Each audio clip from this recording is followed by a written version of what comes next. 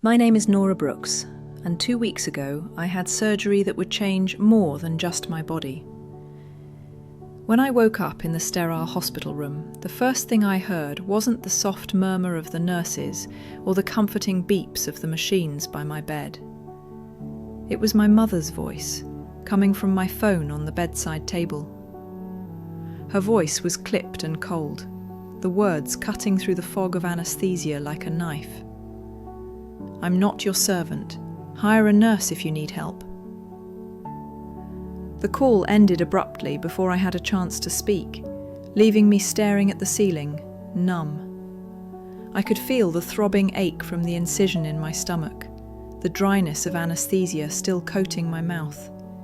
Yet none of that hurt as much as the realization that she, my mother, had chosen not to be there when I needed her the most. For a moment, I tried to rationalize it. Maybe she was busy, or maybe she couldn't handle hospitals. But deep down, I knew this was who she was, detached, distant, and always so very proud of it. I had spent years convincing myself that maybe I just didn't understand her. But now, lying here in pain, I realized this was who she had always been. I remembered a conversation we'd had years ago when I was just a teenager about independence. She had said, "You think you're too independent to need anyone." And maybe that was her way of excusing the fact that through every hardship, she had never really shown up for me. I had spent so much of my life trying to gain her approval, to prove I was enough for her, but every attempt had been met with her sharp indifference. The nurse came in a few minutes later, asking if anyone was coming to pick me up. I lied. I told her, yes, someone's on the way. There was no one. The silence that followed felt suffocating. I didn't have to look at the nurse to know what she was thinking. She had seen this before. Someone who had been left behind, abandoned by the people who were supposed to care for them. I wanted to cry, but I didn't. I couldn't. Instead, I closed my eyes, focusing on the beeping sound of the heart monitor beside me. It felt like the only sound in the world. 3 days later, I was discharged from the hospital earlier than expected. They had insisted I stay longer, but I lied again, saying that I had someone to help me at home. I didn't want to stay any longer. The longer I stayed, the smaller I felt, the more I could feel my self-worth slipping away. When I signed the discharge papers, I felt like I was being set free from more than just the hospital room. But the freedom tasted bitter. There was no one waiting to take me home. There was no one to call. No comforting voice to ease the pain of being alone. I stepped outside into the damp air. The rain had softened the harsh edges of the city, turning the parking lot into a sea of puddles, reflections of streetlights swimming in the water. I felt every inch of the fatigue in my body, the ache in my stomach, the weakness in my legs, but I pushed through it. I was used to being strong, used to doing everything on my own. After all, that's what she had taught me, right? As I climbed into the taxi, I called my mother. She answered the phone with an air of annoyance, as if she were bothered by my call. "What now?" she said, her voice clipped. "I was just discharged," I said, my voice faint. "I might need some help getting groceries or just someone to talk to for a few days." Her response was swift and dismissive. "I'm busy. I'm at church. Hire someone to help you if you need it. You know how you are, always expecting too much." I sat in stunned silence. I had expected some resistance, but not this. The coldness of her words, the finality in her tone, left me numb. How could I have expected anything different? This was the same woman who never bothered to show up when it mattered. Before I could say anything else, she ended the call. No apology, no remorse. The taxi ride felt like an eternity. The only sound was the gentle hiss of the windshield wipers as they moved in sync with the rain. My fingers pressed against the incision beneath my coat, careful not to disturb the healing stitches. My apartment building was still miles away, and the more I thought about what had just happened, the more the weight of it all settled deep in my chest. My own mother, who had promised to always be there, had turned her back on me. I dialed my father next. His phone rang and rang, the sound stretching out like an eternity. Finally, his voicemail kicked in, and I left a message, something simple, maybe too simple. "Hey, Dad, it's me," I said, my voice sounding too formal, like I was leaving a message for an acquaintance, not for the man who once taught me how to ride a bike. "Just wanted to hear a familiar voice. Hope you're okay." The call ended with a beep, and I felt the room spin. I had no idea what I was expecting from him. Comfort, understanding, but in the end I got nothing. A minute later, I received a short text from him. "Listen to your mother. She's tired." I stared at the message, feeling its weight sink in. I didn't reply. The emptiness I felt inside was more suffocating than anger. I set my phone down and let the silence fill the car. When the taxi finally dropped me off in front of my building, I refused the driver's offer to carry my bag. Pride stopped me. I could do this alone. I had to.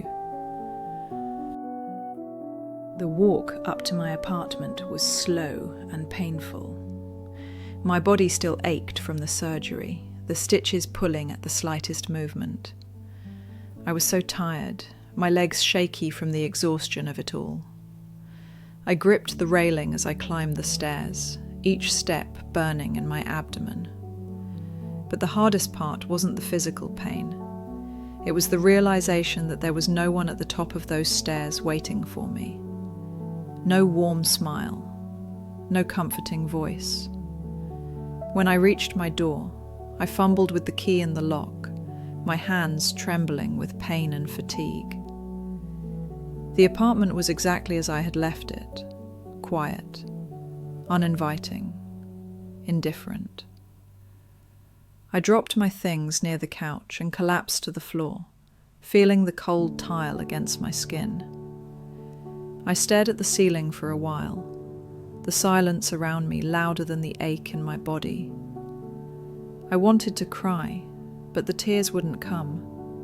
There was no one left to cry for. I thought about calling again. I thought about hearing someone on the other end of the line say, "It's going to be okay." But I knew better than that. Silence was all I had. Silence was safer than asking again. It had been days since I had spoken to anyone in my family. Days of staring at my phone, willing it to ring. Days of forcing myself to ignore the aching emptiness that came with every unanswered call, every text left unread. I tried to distract myself with the usual routine, making tea, going through the motions of my day, but nothing felt the same. The silence in my apartment became unbearable. The hum of the refrigerator, the ticking of the kitchen clock, the soft rustle of my sheets as I tried to sleep. They all reminded me of how alone I was. Alone, not just in my apartment, but in the world. My body was healing, but my heart was still fractured. It seemed like the deeper I tried to dive into my recovery, the more the walls I had built around my emotions crumbled. I spent my days sitting in front of my laptop, mindlessly scrolling through social media. Everyone seemed to have their life together, friends celebrating milestones, co-workers laughing over drinks, families gathering in perfect harmony. And then there was me, a fractured version of the person I used to be, cut off from the one thing I thought I could always rely on, family. I remembered all the things I had done for them over the years, the financial sacrifices, the emotional labour, the way I'd always been the one to step in when no one else could or would. And yet, when it was my turn to need them, they weren't there. My mother's words rang in my ears.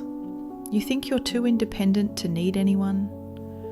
She had always been quick to remind me of how self-sufficient I was, as if it were a flaw, as if my independence was somehow a betrayal of everything she had taught me about family.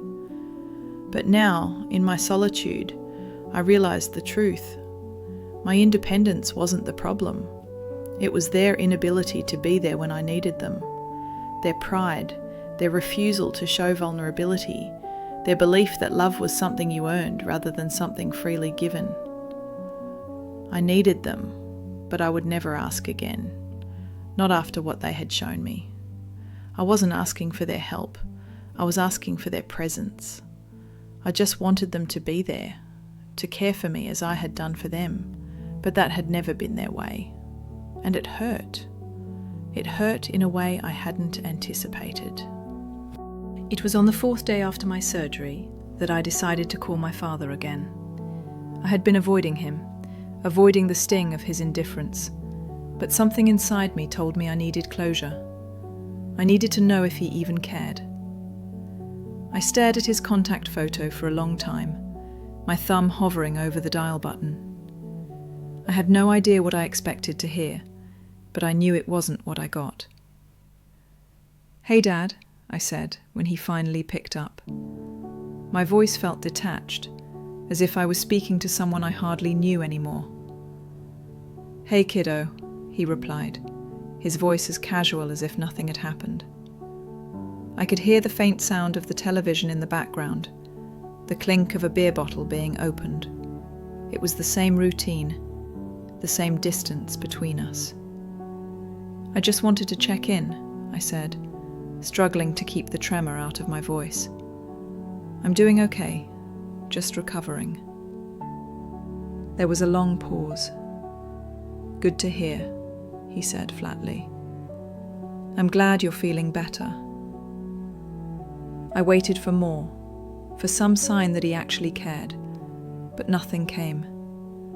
I could hear the faint sound of him shifting in his chair, the shuffle of his feet. "Is everything okay with you?" I asked, my words feeling strange, like I was talking to a stranger rather than my father. Yeah, he said quickly. "Everything's fine. I've just been busy, you know. You know how it is." I nodded, even though I knew he couldn't see me. I didn't have the energy to argue, to push him for more. What was the point? This was the man who had always been emotionally distant, and it was clear that nothing had changed. The years of trying to earn his approval, of doing everything I could to make him proud, had amounted to nothing more than this. A brief, shallow conversation that left me feeling emptier than before. "I'll talk to you later, okay?" he said, his voice already drifting back into the background noise of his life. "Okay," I said, my voice hollow. I hung up before the emptiness of the conversation could swallow me whole. The next day, I woke up with a strange sense of resignation. I had called my father, and he had proven exactly what I had feared. He didn't care, not in the way I needed him to. The truth hit me harder than I had expected. He was never going to be the father I had wanted, and I was never going to get the love I craved from him. I checked my phone that morning, expecting nothing, but there it was, a single text from him sent while I had been sleeping. "Glad you're recovering." That was it. No exclamation, no warmth, no "hope you're okay." Just those words, flat and lifeless, like something typed out of obligation rather than care. I stared at the message, my chest hollowing out as I read it again. "Glad you're recovering." The words felt like a slap. They were the kind of words you send to a colleague, not to your daughter. And yet, it was all I had received. The emptiness that followed those 6 words was deafening. I almost replied. A simple thanks, maybe, or even a I miss you, though I knew that would be a lie. But I couldn't bring myself to send anything. The more I stared at the screen, the more the words felt meaningless. Gratitude felt forced. Longing felt wasted. So instead, I turned my phone face down on the coffee table, the screen reflecting the muted light of the day. By the end of that week, I was physically healing, but emotionally I was in a freefall. I hadn't expected this level of pain. I thought time would heal the wounds, but I was wrong. The deeper I got into my recovery, the more the loneliness suffocated me. I thought about calling them again, telling them I was struggling, asking for help. But I knew the answer before I even dialed the number. The silence that followed my calls was deafening. They had made it clear they would never be there in the way I needed. One night, as I lay in bed, the weight of the silence finally overwhelmed me.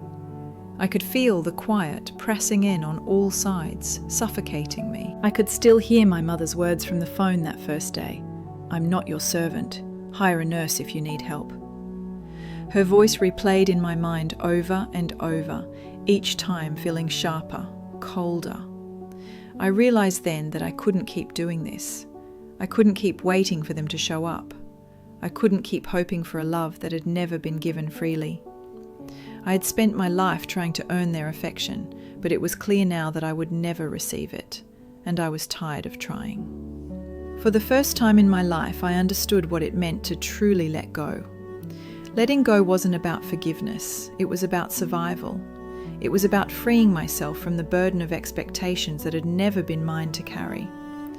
It was the end of the week when I finally made the decision. I had spent days pacing through my apartment, unable to sit still, unable to quiet the restless thoughts that seemed to swirl endlessly in my mind. Each time I reached for my phone, the text from my father flashed in my memory. "Glad you're recovering." It echoed louder than any apology he could have offered. It was as if he were reminding me that this was all I could expect from him, if I was lucky. I knew deep down that I couldn't keep waiting for them to change. My parents, especially my mother, had never been the kind of people who showed up for me, and after everything that had happened, it became clear that they never would be. It wasn't just the physical distance between us, it was the emotional divide. The silence between us had become a wall that no amount of effort could tear down. But even more painfully, I had to admit that I had spent too many years trying to fix something that was never meant to be fixed.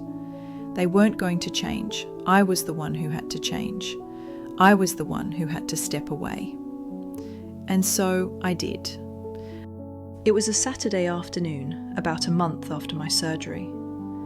The weather outside was overcast, with clouds rolling in thick and heavy.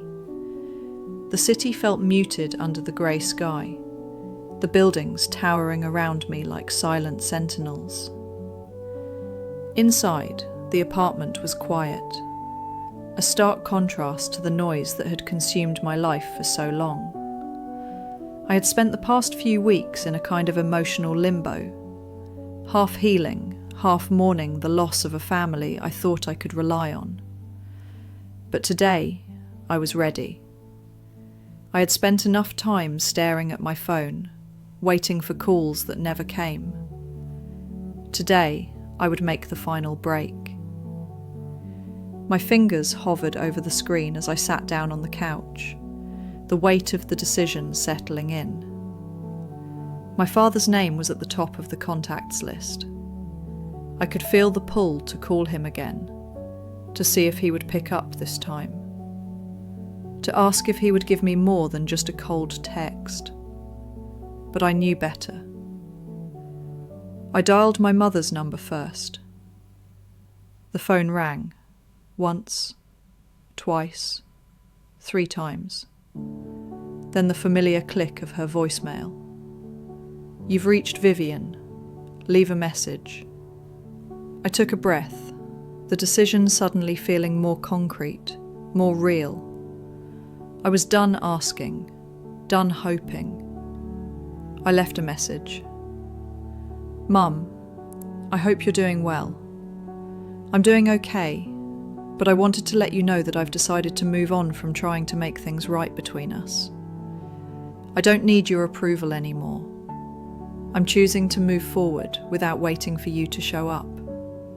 The words felt heavy as I spoke them, but also oddly liberating. I didn't know if she would ever hear the message, or if she would even care. But I knew that I had said everything I needed to. The phone clicked off, and I stared at the screen, letting the silence wash over me. No more calls, no more texts. The decision was made. The next day, the doorbell rang. I wasn't expecting anyone. Renee, my neighbour and one of the few people I could rely on, had stopped by the night before, dropping off a pot of soup. She'd given me space to heal and hadn't pushed me to talk, but today I wasn't expecting a visitor. When I opened the door, there she was, my mother. Standing on the other side, her coat still wet from the rain, in her arms she clutched a thick folder. She didn't look surprised to see me, but there was an air of finality to her presence. I didn't invite her in. I wasn't sure I could. "Carmen," she said flatly, her voice clipped, "so this is how you repay your parents." Her words felt rehearsed, as if she had been running them through her mind on the way over. There was no apology in her tone, only accusation. I didn't move. I just stood there, trying to steady myself. "You came all the way over here to accuse me?" I asked, my voice quieter than I intended. She stepped inside without waiting for an invitation, her damp coat leaving a trail on the floor. The folder she held was thick, full of receipts and bank statements.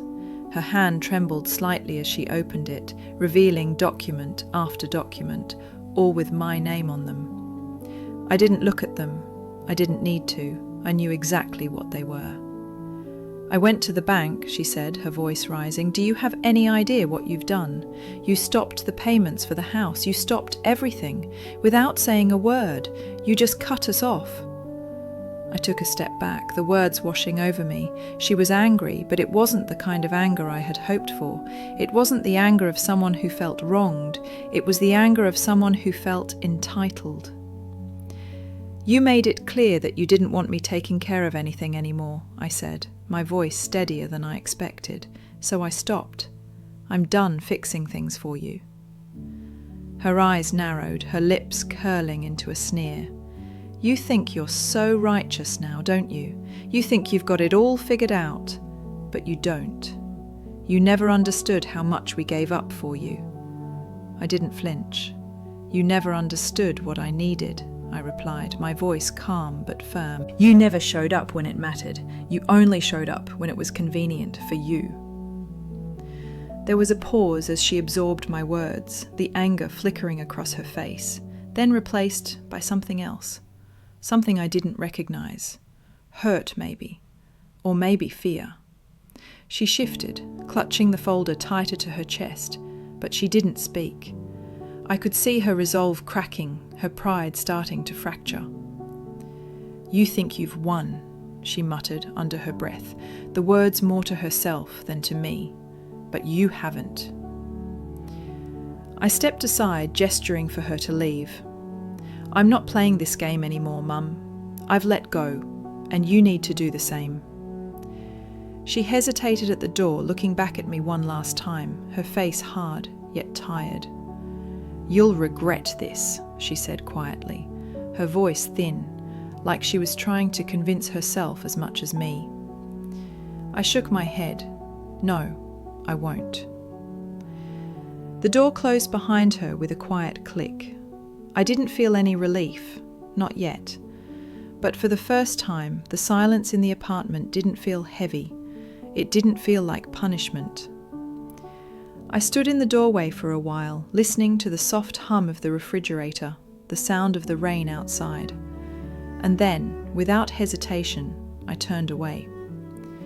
I had made my decision, and though the road ahead was uncertain, I knew one thing for sure. I wasn't waiting for their approval anymore.